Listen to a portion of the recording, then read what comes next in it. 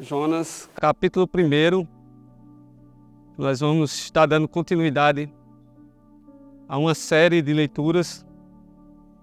No capítulo 1, nós vamos ler do verso 4 ao verso 10. Mas antes de fazer essa leitura, gostaria de trazer uma breve reflexão, uma breve introdução sobre um poema escrito entre o século XIX e o século XX, por Francis Thompson. Ele escreveu um poema trazendo um sentido metafórico, uma tentativa, trazendo a ideia da tentativa vã das pessoas em tentarem fugir de Deus. Nesse poema ele dizia o seguinte: fugi dele noites e dias, eu fugi dele pelos arcos dos anos, eu fugi dele pelos caminhos labirínticos da minha própria mente e da névoa das lágrimas. Eu me escondi dele, e sobre o riso constante, acima das esperanças vistas, eu acelerei, e baleando, precipitado, descendo as trevas do Titanic, de medos, daqueles pés fortes que seguiram depois, mas com a perseguição sem pressa e ritmo imperturbável, velocidade deliberada, instância majestosa, eles batem, a batida de voz, mais instantâneo que os pés, todas as coisas te traem, quem me trai. Esse poema, ele começa escrevendo esses versos e ele traz justamente essa ideia do homem tentar fugir de Deus. O homem, em sua natureza pecaminosa, ele foge de Deus. A gente vê o Richard Dawkins, o patrão do ateísmo do nosso século. Ele escreveu um livro com o título Deus, um delírio. Será mesmo que Deus é apenas um delírio das nossas mentes fracas? Ou são os ateus que deliram, tentando negar a existência de Deus? Davi escreveu no Salmo 14, verso 1, diz o insensato no seu coração, não há Deus. Contudo, vamos ver na palavra de Deus que não tem como fugir desse grande Deus. Um Deus que é soberano e rege as rédeas da história. Um Deus que está acima de todas as coisas e um Deus que nada pode escapar das suas mãos, pois Ele é um Deus que busca os seus. Eu gostaria de tratar nessa noite com os irmãos sobre esse tema, um Deus que busca os seus. É esse tema que nós iremos tratar. Eu gostaria de ler com vocês do verso 4 ao verso 10 do capítulo 1 de Jonas. Fique atento à leitura da palavra de Deus nesse momento. Mas o Senhor lançou sobre o mar um forte vento e fez no mar uma grande tempestade, e o navio estava a ponto de se despedaçar. Então os marinheiros, cheios de medo, clamavam cada um ao seu Deus e lançavam ao mar a carga que estava no navio, para o aliviarem do peso dela. Jonas, porém, havia descido ao porão e se deitado e dormia profundamente. Chegou-se a ele o mestre do navio e lhe disse: que se passa contigo, agarrado no sono? Levanta-te, invoca o teu Deus, talvez assim esse Deus se lembre de nós, para que não perecemos. E diziam uns aos outros: vinde e lancemos sortes, para que saibamos por causa de quem nos sobreveio esse mal. E lançaram sortes, e a sorte caiu sobre Jonas. Então lhe disseram: declara-nos agora por causa de quem nos sobreveio este mal. Que ocupação é a tua? De onde vens? Qual a tua terra? E de que povo és tu? Ele lhes respondeu: sou hebreu e temo ao Senhor, o Deus do céu, que fez o mar e a terra. Então os homens ficaram possuídos de grande temor e lhe disseram: que é isto que fizestes? Pois sabiam os homens que ele fugia da presença do Senhor, porque ele o havia declarado. Com sua fronte, vamos orar ao Senhor nesse momento. Senhor Deus, eterno Pai, estamos diante da Tua palavra, ó Senhor. Pai, te pedimos, Senhor, que nessa noite o Senhor fale aos nossos corações pela Tua palavra, Senhor. Pai, ilumina minha mente, ilumina meu entendimento, e que eu venha ser um arauto fiel, que eu venha ser um pregador fiel, e que eu venha expor aqui, Pai, tão somente o que o Senhor fala na sua palavra. Que tudo que venha ser feito aqui, Pai, seja para a tua glória, e que essa palavra, Senhor, possa edificar os corações dos irmãos que estão aqui presentes, o coração das pessoas que estão aqui presentes, porque a tua palavra é que detém todo o poder. É assim que nós te oramos e te agradecemos, em nome de Cristo Jesus. Amém e amém. Um Deus que busca os seus. Semana passada, nós iniciamos essa série em Jonas. E nós demos como título o Evangelho na Cidade. Semana passada nós vimos que Jonas, ele foi contemporâneo de Amós e Oséias. Nós vimos que Jonas, ele viveu no período do reinado de Jeroboão II, conforme o texto de 2 Reis, capítulo 14, que relata que Jonas profetizou a expansão de Israel, a expansão do reino de Israel. Contudo, durante esse período, a iniquidade aumentou em Israel. O rei centralizava riqueza e poder. Os juízes de Israel eram corruptos e o povo se corrompeu. Assim a palavra do Senhor vai até Jonas. A gente pode ver isso no verso 2. Para que ele pregue a grande cidade da Assíria, a cidade de Nínive. Então Deus fala a Jonas, para Jonas ir pregar para outro povo, para o povo da Assíria, precisamente na cidade de Nínive, aos ninivitas. Contudo, ele prefere desobedecer ao Senhor, pois ele achava que se os ninivitas se arrependessem dos seus pecados, se os ninivitas se arrependessem, Deus iria abandonar sua aliança com Israel e iria criar uma aliança com os assírios. E por isso, sendo um grande nacionalista, Jonas desobedece a Deus, buscando o favor para a sua terra. No entanto, Jonas entra em uma tentativa vã de fugir de Deus.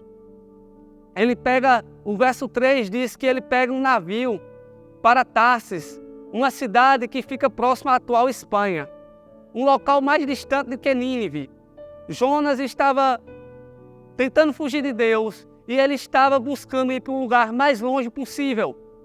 Naquela época, o local mais extremo da terra, conhecido e explorado, era a Espanha. Até nas épocas de Cristo, quando o apóstolo Paulo está em suas viagens missionárias, a gente vê que ele tem dificuldades a chegar na Espanha. Então, o que nós percebemos aqui é que Jonas, no seu tempo, ele estava querendo ir para o outro lado do mundo para se esconder de Deus. Era como se hoje nós saíssemos daqui de Alagoa Nova e nós buscássemos ir para a China, se esconder de Deus. E Jonas, o interessante é que Jonas, ele desce a Jope, e quando ele chega em Jope, as coisas estão cooperando para a sua fuga. Assim que Jonas chega lá, tem um navio que está indo justamente para Tarsis. Jonas não perde tempo, Jonas adentra no navio e vai tentando fugir de Deus. Nós podemos ver no final do verso 3, ele diz: pagou, pois, a sua passagem e embarcou nele para ir com eles para Tarsis, para longe da presença do Senhor. Eu gostaria de trazer o primeiro ponto dessa mensagem. Jonas, um homem que foge de Deus. Atente comigo para o verso 4 e o verso 5, que diz: mas o Senhor lançou sobre o mar um forte vento e fez no mar uma grande tempestade, e o navio estava a ponto de se despedaçar. Então os marinheiros, cheios de medo, clamavam cada um ao seu Deus e lançavam no mar a carga que estava no navio, para o aliviarem do peso dela. Jonas, porém, havia descido ao porão e se deitado e dormia profundamente. Jonas, um homem que foge de Deus. Jonas está em sua tentativa de fugir de Deus. Jonas está fugindo de Deus. E como eu falei anteriormente, até agora tudo vem dando certo para ele. Até agora Jonas acha que tudo está correto, tudo está tranquilo. Ele chegou ao porto, havia um navio de saída, bem na hora. Ele precisava estar lá no navio e o navio estava à sua disposição. Ele não chegou atrasado. Na mente de Jonas, ele achava que seu plano estava dando certo. Talvez Deus tivesse se esquecido dele, seria o pensamento dele. Talvez Deus teria lhe substituído por outro profeta. Ou talvez Deus tivesse esquecido dessa história de levar uma mensagem para os ninivitas. Contudo, nós vemos que no meio dessa fuga de Jonas, o Senhor lança uma tempestade sobre o mar. O navio estava quase se despedaçando e aqueles marinheiros começaram a lançar fora as suas cargas, pertences, para aliviarem o navio. E eles clamavam aos seus deuses, mas nada adiantava. Jonas, porém, estava dormindo e achando-se ele, de fato, que estava longe da presença do Senhor. Irmãos, muitas das vezes nós somos enganados pelos nossos próprios sentimentos. Muitas das vezes os sentimentos nos enganam. Eu já vi muitas vezes muitos cristãos devotos dizerem: simplesmente eu senti que não seria assim. Simplesmente eu senti que o Senhor não queria que fosse desse jeito. Realmente não sentir paz com isso, muitas pessoas dizem. Com cuidado, com muitos apelos para uma paz interior. Cuidado com muitos apelos para que você seja apenas, a vontade de Deus na sua vida seja apenas trazida pelos sentimentos. Cuidados com o apelo por uma paz interior. Jonas tinha paz em excesso. Jonas dormia como um bebê, mas estava desobedecendo a palavra de Deus e fugindo do Senhor. Devemos ser guiados pela palavra de Deus. Ela é que deve guiar a nossa vida. Devemos aceitar as ordens de Deus que chegam a nossas vidas por meio da palavra. Pois obedecer ao Senhor é melhor do que todos os presentes dessa terra. Quando nós obedecemos a Deus, nós conseguimos compartilhar a missão de Cristo e ser uma bênção para o mundo, em vez de trazer problemas para ele. Perceba que todos naquele navio estavam sendo prejudicados e afetados pela desobediência de Jonas. Perceba que naquele navio, na fuga de Jonas, as consequências não sobrevinham apenas para a sua vida, mas sobrevinham para todos que estavam ao seu redor. Todos aqueles tripulantes, todos aqueles passageiros, eles perderam seus bens por conta da desobediência de Jonas. Eles perderam seus pertences, suas bagagens. Eles perderam suas cargas por conta da desobediência de Jonas. Talvez, irmãos, por conta da nossa desobediência à palavra de Deus, que nos foi revelada nas Escrituras, por conta da nossa desobediência, os nossos maridos, nossas esposas possam estar sendo afetadas. Os nossos filhos, os nossos colegas de trabalho podem estar sendo afetados pela nossa desobediência ao Senhor. Quantas mães choram pela desobediência dos filhos? Quantas esposas choram pela infidelidade dos maridos? Quantos filhos choram pela irresponsabilidade dos pais? De fato, nossa desobediência a Deus não gera apenas consequência para nós, mas consequência para todos que estão ao nosso redor. Davi, quando caiu em pecado com Batseba, a sua desobediência afetou não somente a ele, mas afetou toda a sua casa, assim como também todo o reino de Israel. A nossa desobediência, ela afeta também as pessoas que estão ao nosso redor. Jonas estava dormindo tranquilamente diante da sua desobediência. Jonas estava com a paz interior diante da sua desobediência. Ele estava negando a sua própria consciência e dormia, como eu falei anteriormente, como um bebê naquele navio. Mas os demais passageiros estavam todos aflitos, estavam todos com medo, estavam todos angustiados com aquela situação. Talvez para você, a sua desobediência esteja tudo bem, mas outras pessoas estão sendo feridas pela sua desobediência à palavra de Deus. Nós não podemos fugir de Deus. Deus, Ele gera tempestade em nossas vidas para nos trazer de volta para Ele. Não podemos fugir do Senhor, porque Ele busca os seus. Deus busca os seus. Deus busca os seus. Gostaria que você atentasse comigo para o verso 6 e o verso 7, que diz: chegou-se a ele, o mestre do navio, e lhe disse: que se passa contigo, agarrado no sono?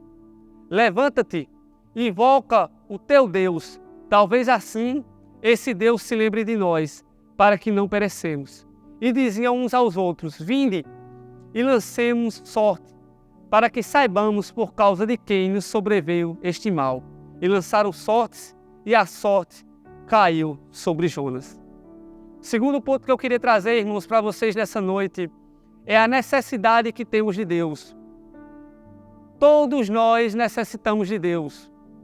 Aqueles duros marinheiros, homens ímpios, caíram de joelhos diante do Senhor, diante daquela tempestade. Quando o avião está caindo, não tem um ateu. Até o ateu clama por Deus.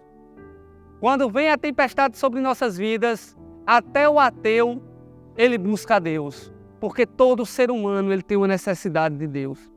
Nietzsche, um grande filósofo alemão, ele declarava que um dos maiores objetivos humanos era a força da vontade. E com a força da vontade, poderíamos alcançar qualquer coisa. Então, Nietzsche, um filósofo humanista, ele tinha em sua mente que a força de vontade poderíamos alcançar qualquer coisa. Diante desse verso, nós vemos que Nietzsche estava errado. Aqueles marinheiros tinham força de vontade para que a tempestade parasse. Mas aquela força de vontade não bastava de nada. Aquela força de vontade não era suficiente. Porque nós somos limitados, nós não temos o controle das coisas. Nós vemos que aqueles marinheiros estavam desesperados. Aqueles marinheiros, eles estavam desesperados e eles chegaram a Jonas e disseram: clama ao teu Deus para acalmar essa tempestade. Não basta a força de vontade para acalmar uma tempestade. Aqueles marinheiros reconhecem que precisam de Deus. Todos nós somos limitados e carecemos desse grande Deus que tem poder para acalmar a tempestade. Precisamos compreender a necessidade que temos de Deus. Todo ser humano necessita de Deus. Todos nós temos uma carência de Deus. E diante das nossas limitações, diante das tempestades, das adversidades, as pessoas buscam a Deus. Foi isso que aconteceu com esses marinheiros. Diante das adversidades, aqueles homens do mar, homens acostumados a estarem no mar, a viajarem, aqueles homens se desesperam e eles buscam a Deus. Observe que no verso 7 eles lançam sorte para saber a causa de quem era a culpa daquele ter ocorrido. Jonas sabia que tudo que estava acontecendo era consequência da sua desobediência. Jonas, ele sabia que a culpa era sua. Ele teve sua culpa exposta diante da tribulação do navio.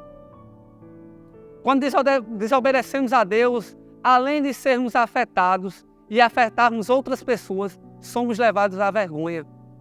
Diante da sorte lançada naquele navio, Jonas, o único tripulante que servia ao Deus vivo, o único tripulante que servia ao Deus verdadeiro, ele é envergonhado diante daquela tripulação. Quando nós desobedecemos a Deus, nós também somos envergonhados diante do mundo. Primeira coisa que as pessoas dizem é: você não é cristão? Você não é crente?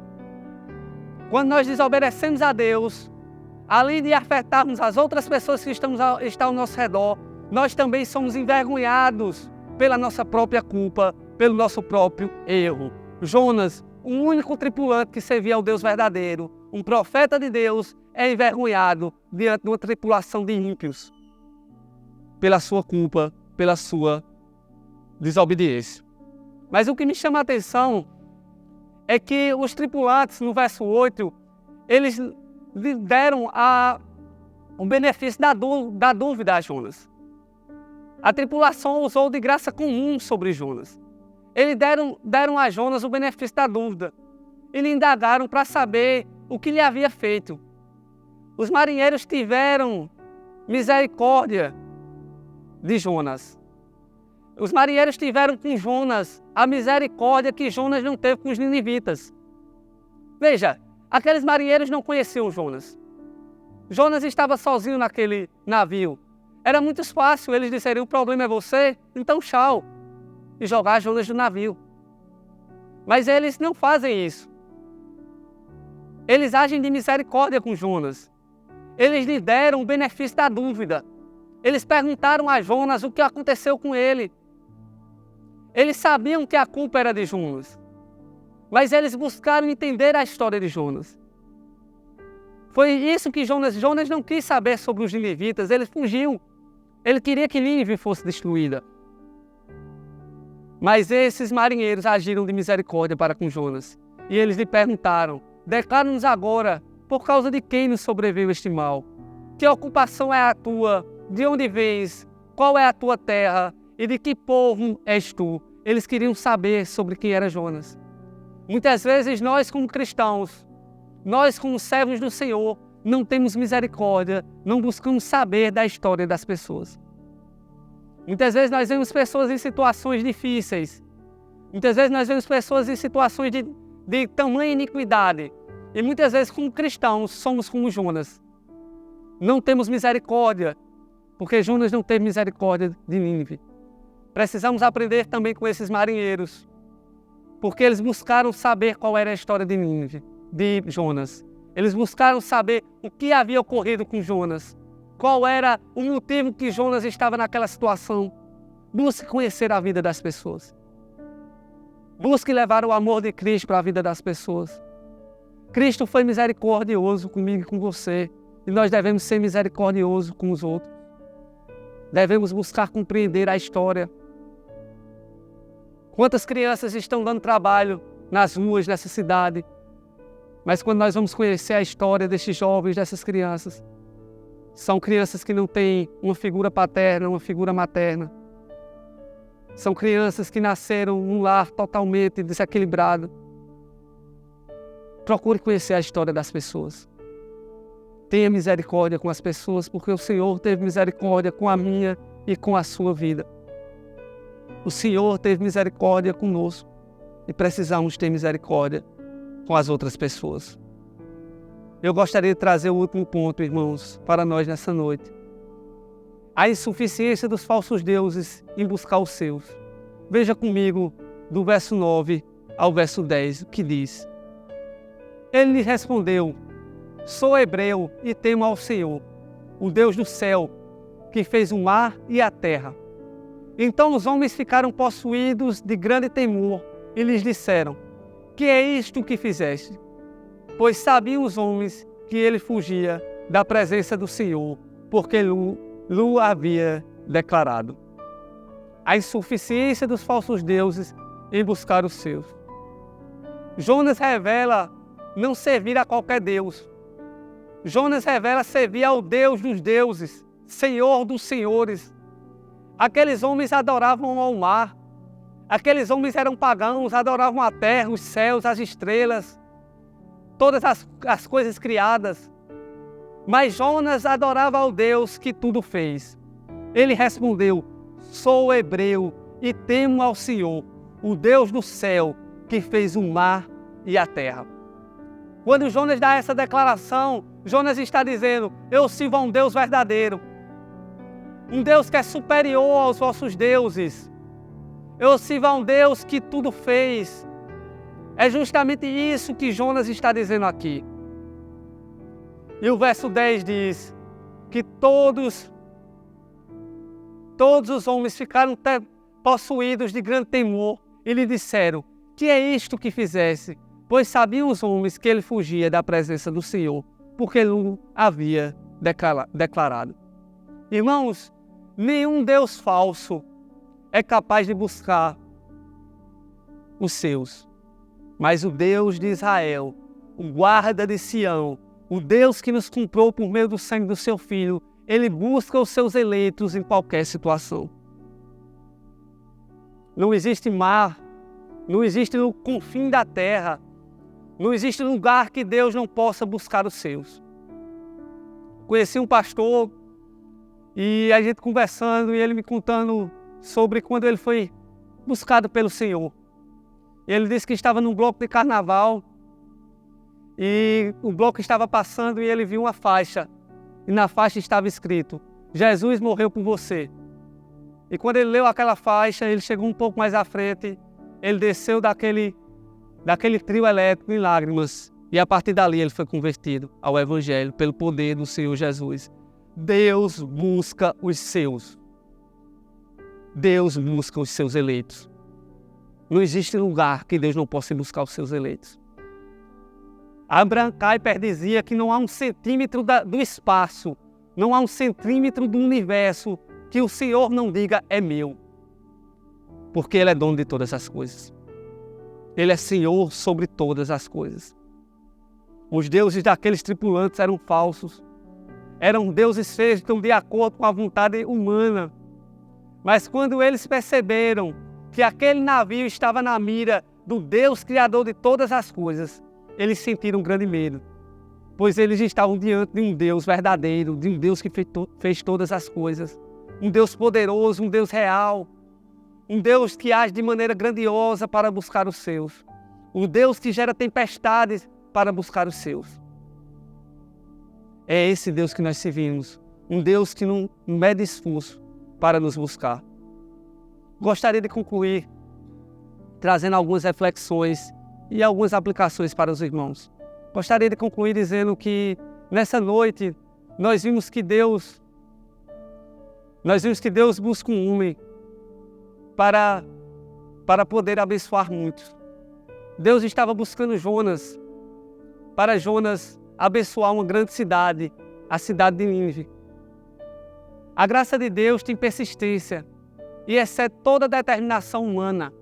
Você pode até tentar resistir à graça de Deus, mas a graça de Deus ela é irresistível. Ela excede toda determinação humana. Deus persegue Jonas até os confins da terra para abençoar as nações. Jesus, ele é descrito nas Escrituras como alguém maior que Jonas. E ele demonstra o amor de Deus quando salva pecadores de um modo mais claro ainda. Deus conduz seu Filho à morte a fim de salvar muitos de todas as nações. Deus conduziu seu Filho à morte a fim de salvar muitos dos seus eleitos em todas as nações. Deus conduziu seu Filho à morte a fim de salvar os seus eleitos na cidade de Alagoa Nova. É esse o Deus que nós servimos. É um Deus que busca os seus. Esse é o nosso Deus.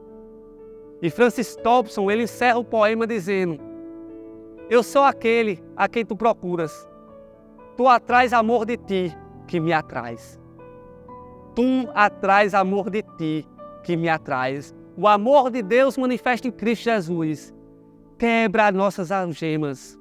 Quebra a nossa rigidez do coração. O amor de Deus manifesta em Cristo Jesus. Nos traz de volta para Ele. Essa graça é irresistível. O homem não é capaz de resistir à graça de Deus, porque quando Deus quer buscar os seus eleitos, Ele assim o faz, porque Ele é poderoso, Ele é majestoso, Ele é um Deus real.